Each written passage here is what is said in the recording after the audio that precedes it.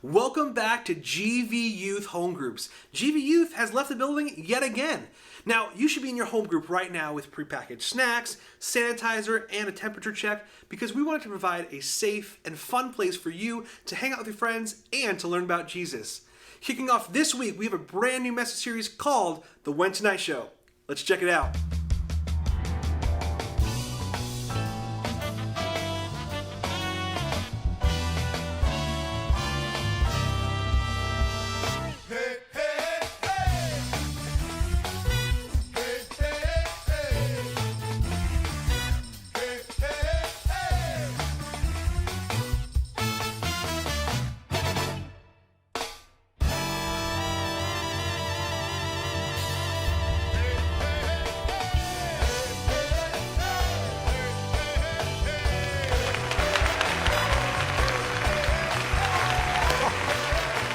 Oh, you guys are so kind. Welcome to the WeNt Tonight Show, everybody. Give yourself a hand. Thanks for watching. Thanks for being here. This is the third annual WeNt Tonight Show, and obviously the WeNt Tonight Show has to look a little bit differently. Normally, we would be right here in the back lot. You would be joining us, but a virus swept through our world called COVID. You probably have heard about it. If you haven't, I don't know where you've been, but because of COVID, we've had some restrictions, and unfortunately, you can't be here with us in the back lot, so we decided to bring the WeNt Tonight Show to you.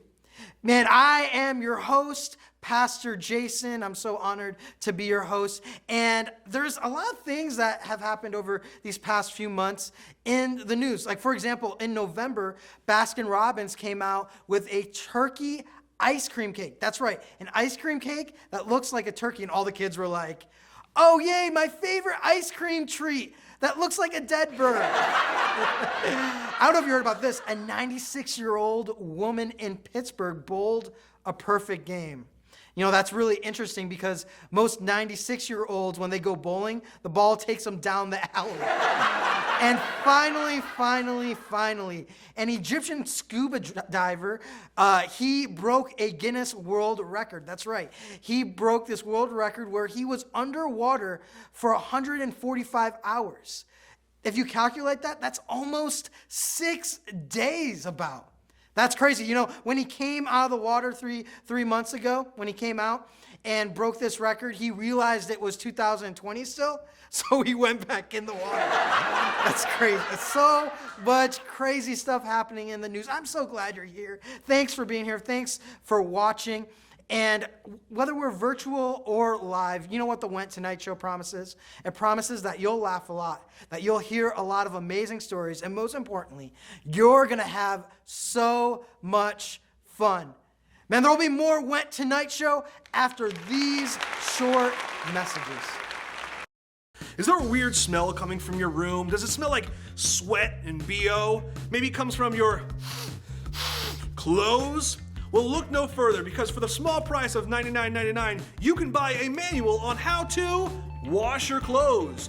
All you need is a washing machine and the manual, and you learn how to wash clothes properly. Just $99.99. Get it today. Welcome to the WeNt Tonight Show, everybody. We got our top 10 list tonight. Things to do during quarantine. Let's get to it. Number 10, how can you keep a balloon up in the air? The world record is 3 balloons in the air for 1 hour, 12 minutes, and 50 seconds. Number 9, start making dog clothes. They might look really stupid, but they don't hate you as long as people do. Number 8, play a board game. If you start a game of Monopoly when quarantine started last March, you might be done by now. This is a really good one. Number 7, open an eBay store. Your old clothes might be worth something, but not your dad's. Who's gonna buy cargo shorts? Number 6, learn a new skill. What are the best toilet paper substitutes and how to use them? Number 5, 2 words, Bob Ross. It's true, it's true. Number 4, start a podcast. Nobody's gonna listen, but it might be fun. So sad. Number 3, bake your own bread. It's cheaper at the grocery store, but going outside might kill you. This is a really good one. Number 2, teach your parents how to use TikTok. Just kidding. They're just too old to learn that kind of thing. And our number 1 thing to do during quarantine, pancake art. Well, that's your top 10 list, everybody. Man, it is time for our interview. We have a special guest just for you. Man, he was a pastor to college students all the way in Indiana. Now he is based here in Las Vegas, and he is the founder of an amazing organization called Free International. We're going to talk to him about that and so many more things. Let's get into the interview right now. Hey, what's up, Michael Bartel? You and your wife co-founded Free International. And I know we have students that know what that is because we have given to Speed the Light in the past, which has funded some of the embarkings of your ministry and just equipped you guys with some equipment. But we also have students that don't know exactly what Free International is. And so can you go and just kind of share about that? Yeah, absolutely. Good to see you, Jason. Man, you clean up nice little outfit there, looking pretty. I'm sorry, I went right into that. Thanks for being here. We're so glad you are here at the WeNt Tonight Show, and so grateful for you to be here. Yeah, no, I'm thrilled. Thanks for interviewing us about Free. Obviously, I love Green Valley. That is our church. When Denise and I started Free back in New York City, we started it in 2007, actually.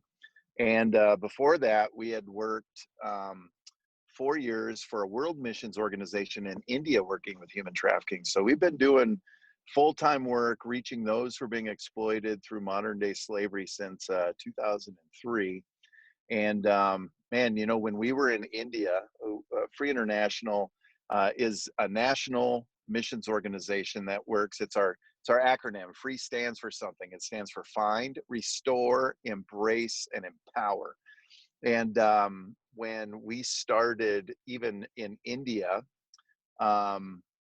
people in India would talk about, what are you doing this work here for? Why are you not, or what's going on in Las Vegas? We hear things about Las Vegas. So Las Vegas around the world has a reputation for a lot of shady stuff, including trafficking. And so we thought God was calling us to Vegas. And when we came to Vegas, we landed right there at Green Valley Christian Center as our church. We've been working since 2003, in Vegas since 2011 with Free International, and at Green Valley that whole time. So we've just been excited to work here in Vegas, get the support of the church. They're our church family. The youth group has been so awesome to us. We have 2 mobile command centers that allow us to be right in the middle of some difficult need. We use it as a mobile command center with the FBI. We use it as an outreach rig to help young ladies out of their exploitation. And soon we're going to have mobile medical units and a lot of different units, because Speed the Light has given us $1 million worth of new equipment this year. And we're excited to be able to use that to reach those who need help. That's awesome. So you mentioned modern day slavery, and I think what a lot of, not only students, but what a lot of people, even adults, I don't know if they realize that slavery still exists even in our very own backyard today. Do you kind of want to, would you just talk about like what slavery today looks like, and how is Free International, how are they rescuing people from that? Yeah, no, those are big questions. I'll give you a brief answer, although there's a lot of different ways we get involved to find those who are being exploited. If you look at, if you're going to school, wherever you're going to school, and you're studying about history and slavery in our history, there was a time that people would own you like they would own a refrigerator, right? Or a house or a car. They could give you a receipt that this is my property. And that's no longer legal anywhere in the world, although now it's become a lot more difficult because since there is no real paper trail, slavery really deals with force, fraud, and coercion. And so we work to find those, particularly those who are being commercially exploited for sex, right? So they're being prostituted, whether they're over 18 or under 18. We work to find them. We work with families too who are labor trafficked. They're being forced to work. They're not getting paid. They're being abused, to get them out of their situations and find better options for them and healing for them. You know, that's the PG version of what goes on. But there's a lot of different ways we do that. And we're getting ready to do a big search right here in Las Vegas, where we're looking for our top 30 missing kids in Las Vegas. And all of them are in really difficult situations or in under like a pimp's control or something like that. So we're mobilizing hundreds of volunteers. We have our whole team from around the country coming in. I have over 50 people who have backgrounds in military and in FBI and in other phases of work they did on the law enforcement side who are coming in to work with us. And we're going to go look for them, and we're partnering with Las Vegas Metro. Once we find them, they extract them out of their situation, and then we work to get them help. That's just one of the ways we do the work. In fact, just last weekend, we were doing work out with Las Vegas Metro, and they would arrest young ladies that were being prostituted, but they were arresting them so they could bring them to us to offer them help and a way out of their situation. At the same time, some of our team was down in the Gulf of Mexico with our other big mobile unit, and we were working with law enforcement there to catch predators. That's not something we do all the time, but they asked for our help, and so there was 10 guys that were arrested and are going to prison for 10, 15, 20 years because of our work down there. And in the middle of that, our guy who runs that other rig got a call from a friend of his who was an Assembly of God pastor, and his daughter was being trafficked. She was 15 years old, and somebody had been controlling her and forcing her to work as a prostitute. And he called for help, and literally where we were doing our operation, she was less than 20 miles away from there. And our guy knew this young lady since she was 2 years old. And so they were able to respond. We brought law enforcement with us and able to get that girl out of that situation. When our guy showed up at the door, she could call him by name, right? Just Jody, thanks for coming to help. And so somebody donated the use of their jet. And so we got her on a private jet and flew her to a shelter in the Midwest that Free started. In fact, that's one of the things Green Valley just helped us with. Even over the Christmas season, gave a good chunk of money to help us. And that money right now is going directly to help this young lady heal her life. But we do consistent outreach. We do a lot of work in the schools. We have a school assembly program that's been in front of over 500,000 students. Before COVID hit, just this year before COVID hit, as we were having survivors and stuff tell the stories of what happened to them, we had 19 young ladies who were as young as 13 years old that were identified as traffic victims, and now they are getting help. They're federal cases, all coming out of being in our schools and being able to talk about this freely in the schools. So that's just a few ways that we look for those who are being exploited. Sometimes they're being sold by their own families. Sometimes they're being manipulated by somebody that pitched themselves as a boyfriend. Sometimes they're coerced from their online activity. They think this person wants to really meet up with them and be friends with them. And so on social media or online, they believe the lies and find themselves in some real difficult spots. So there's a lot of different ways this happens. So there's a lot of different ways Free works with our churches to make sure we can address it. Yeah, wow, that's incredible work that Free's doing. And you know, what's interesting is what I don't think a lot of students realize, and I honestly I didn't even realize this till I became a youth pastor at Green Valley Christian, because then I kind of got familiar with, just because you guys are based out of here, what Free International does. But a lot of like the people that are exploited in this terrible slavery and the sex trade industry are like teenagers and kids that go missing, and it's so heartbreaking. I've always just been curious I've always just been curious about like if a kid goes missing, is like a parent's like I'm not a parent, so I don't know what I would be thinking. But like if a kid goes missing, what a parent's first thought would be like they're in this slavery industry.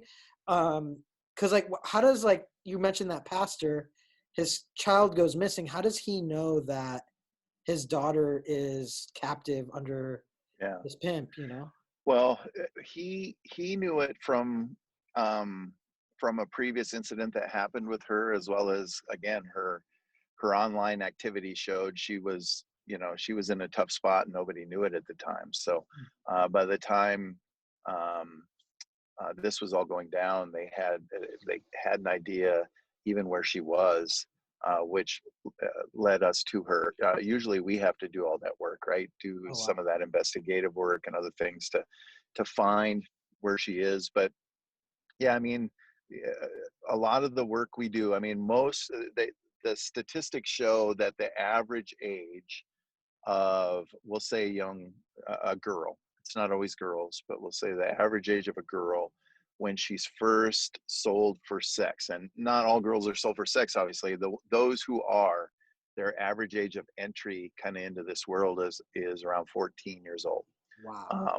And now we work with ladies that are in their 20s, some in their 30s. I've worked with some ladies who are almost even my age, but when they were first exploited, um, they were teenagers, and previous to that, um, they just, most of the time, not always, but most of the time, they had experienced some level of trauma because somebody in their family had molested them, or so already at a very young age, uh, they were they were showing how people valued them in a bad way. And so over time, it becomes easier for predators to be able to, tell a tale, tell a lie, pretend to show love where they hadn't had love before. And it just becomes a manipulation that turns into so much more. And right now in the world, human trafficking, modern day slavery, is the second largest criminal enterprise as far as money is concerned. The only thing that makes more money than that is drugs. And it's actually growing at a faster rate than that. And so, um, it's not a small thing. We don't try to scare people, although we obviously want to be smart with our decisions, and and not be ignorant of the fact there's a lot of crap in this world that Mhm. we got to protect ourselves from. But it isn't a small deal, and it's not an exaggeration to say this is a growing problem, because right now it's almost at the level of drugs globally as a problem. Wow, that's crazy. Um, Man, you don't really think like in America this is what we're No. dealing with, but we're just so thankful for free. And if someone wanted to, I know in the past like our youth ministry has given the Speed the Light, which has helped um, with equipment for Free International. But someone listening wanted to give to Free International. Maybe it was like their mom or dad is watching, or grandparents are watching, or maybe they're watching and they're like, "Hey, mom and dad, do we have anything that maybe we can give to support just this cause to fight human trafficking?" How could they go about giving to Free International? Yeah, well, I thank you for that. Yeah, the at our website, you can go to freeinternational.org. There's a giving spot there. It's secure. At our Facebook page, which is also Free International, you can always give on those social media sites. And just what I like about what we do with Free International, our whole team, and we have upwards of 30 people on our team now all across the country. They've all raised their own personal support to be a part of the team. And so Free International is able to do a ton of stuff, and we don't pay anyone's salaries, right? We get to invest all that money in doing the frontline work, right? With Wow. the mobile units and the mobile medical and the outreaches, and our work with educating with Major League Baseball and all that stuff, all is able to take place because of that giving. And so, but even with a church like ours, Speed the Light's been big. By the time this next project's all done, Speed the Light will have given us almost $2 million worth of mobile equipment. That's not chump change, right? I mean, that's amazing, and it really allows us to be in more places if you go to Green Valley, you see our big rig sitting out there, right? Law enforcement loves working with us out of that rig. We use it heavily. It's out all the time. But also BGMC, I know our church does that periodically. BGMC helps fund our big searches. So when we do a big search to look for kids, our last big search in Las Vegas, we found 24 of the 30 kids we were looking for in 72 hours. And BGMC helps with paying the expenses for that. So if people are involved with the church, BGMC, Speed the Light are always big, and then directly right through the website or on social media. All right. Well, man, I Or love hand me a check when you see me on a Sunday morning sometime. yeah, that's right. I love what you guys are doing. It's it's not just a cause. It's a problem that has been going on, and the more people we rescue, the better our world's going to be, you know. And I just am so appreciative of what you guys are doing over at Free International. I'm actually going to kind of give you the floor because I feel like tonight's message goes right along with what you guys are doing at Free International, and that's this whole message of loving our neighbor. And I'm just going to kind of let you kind of speak on that. I believe you have a special message just for our students and anyone watching this about loving your neighbor. So take it away, Mike. Yeah. Well, thanks, Jason. And again, I just love that I get to be, my family gets to be part of Green Valley Christian Center. My kids went through youth group and part of the church, and, we have a love for the whole church and all of us. And, one of the things when we first started working with Free International, and I'm not going to talk too long, but I always learned, even growing up, I'm a pastor's kid. My grandmother planted 13 churches back in the 30s and 40s that are still in existence today.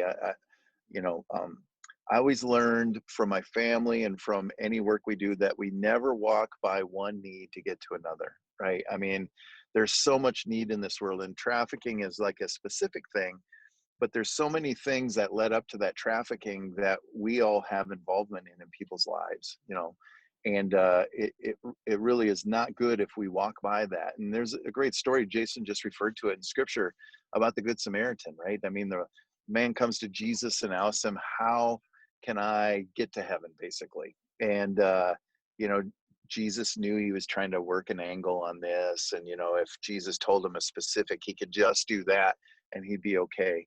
And Jesus said, well, love God and love your neighbor as yourself.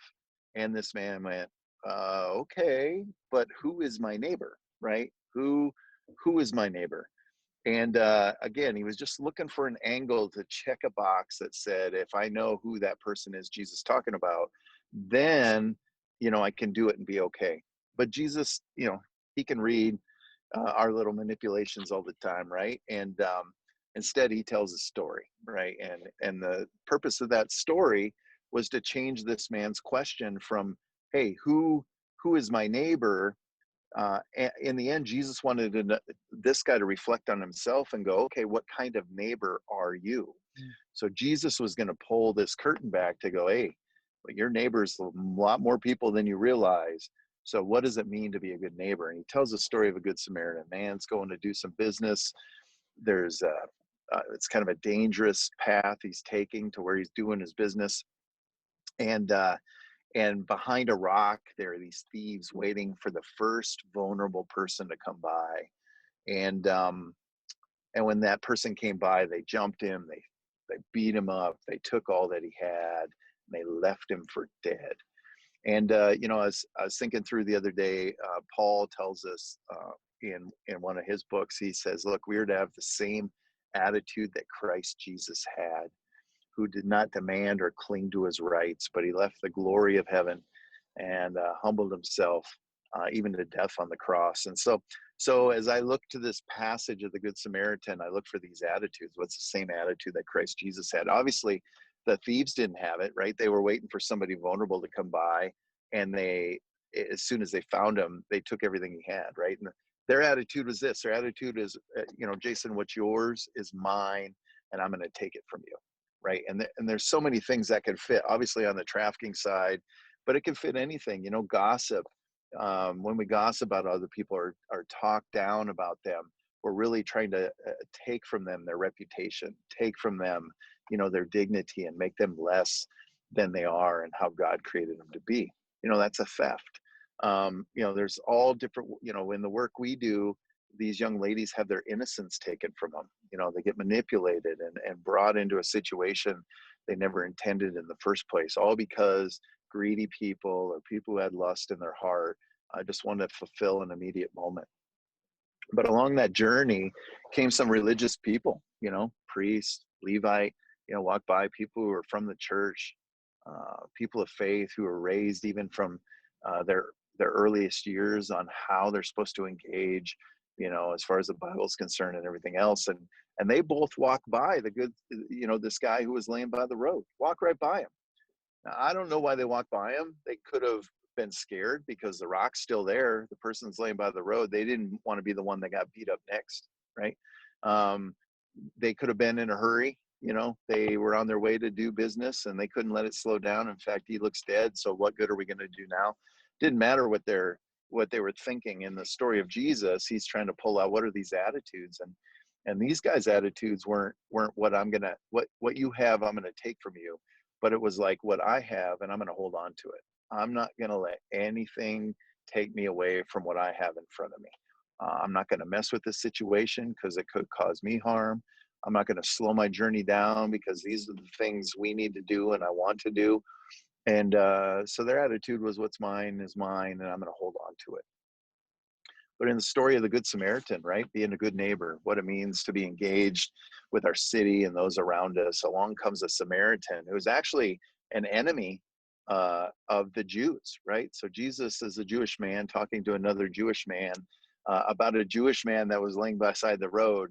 And in this story of the Good Samaritan, it's the non-Jew, the enemy of the Jew, that takes compassion on this guy in the situation. He didn't let fear stop him from helping. He stopped his journey. He used his oil. That back in those days, oil was like cash. Oil was commerce. It was real money. And he took the oil and poured it on this guy's wounds to heal him. And he ripped his own clothes to use as bandages, and he threw him on his donkey and slowed his journey down even further, and then brought him to a place to get him help. And in this story that Jesus is telling, it doesn't make sense really in the Jewish mind why the enemy of that person would take compassion on the person who was hurt. And yet that's what Jesus was trying to do in telling this story, is not who is my neighbor, but who was the neighbor in this story? Who was the person who loved, even if there was no response? In fact, that Samaritan went so far as to talk to the innkeeper and go, hey, here's a lot of money.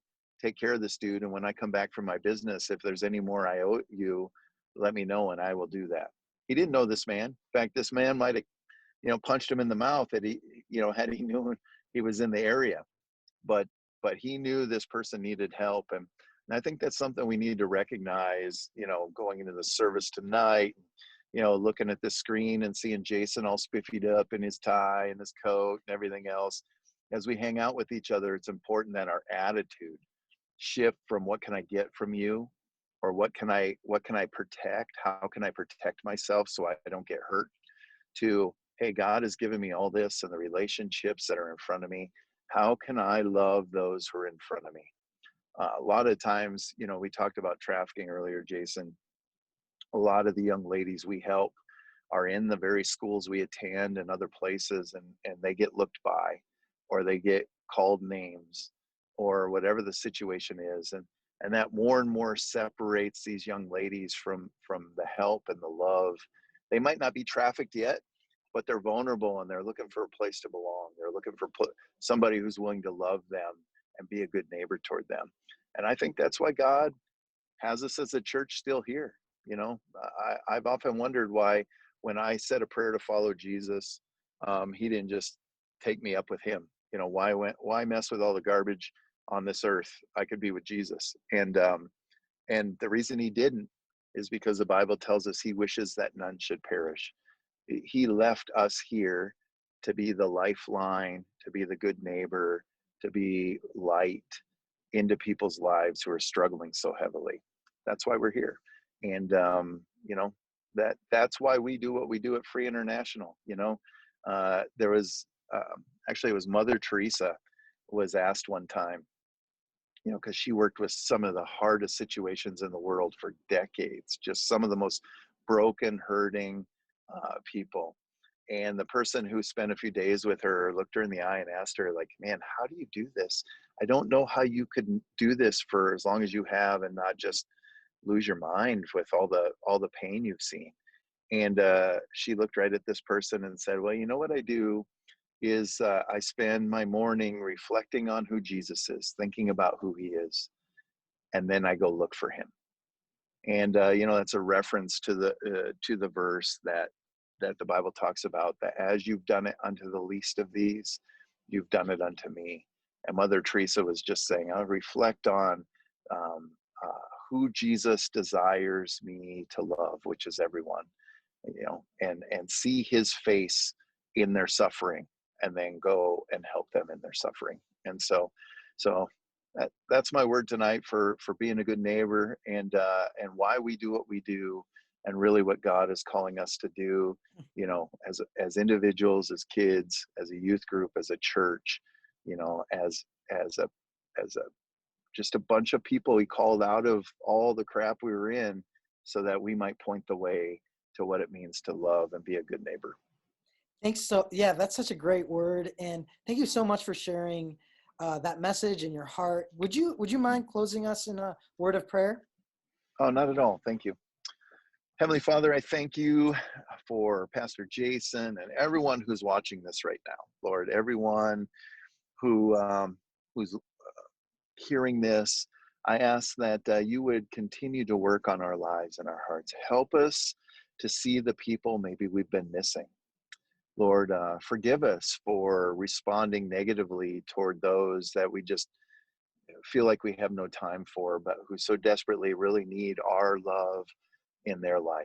May we not be like the religious people who walked by the broken because they were busy or because they were scared or whatever the reason. May we not be people of making excuses, but may our first response be to love, to engage with people, to invite them in to our community and to our family, so they might know who you are.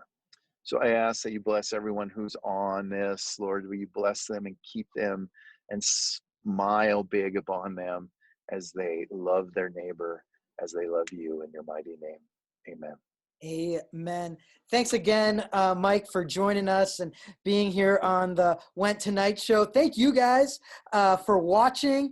We will be back here next week. We'll see you next week at the WeNt Tonight Show.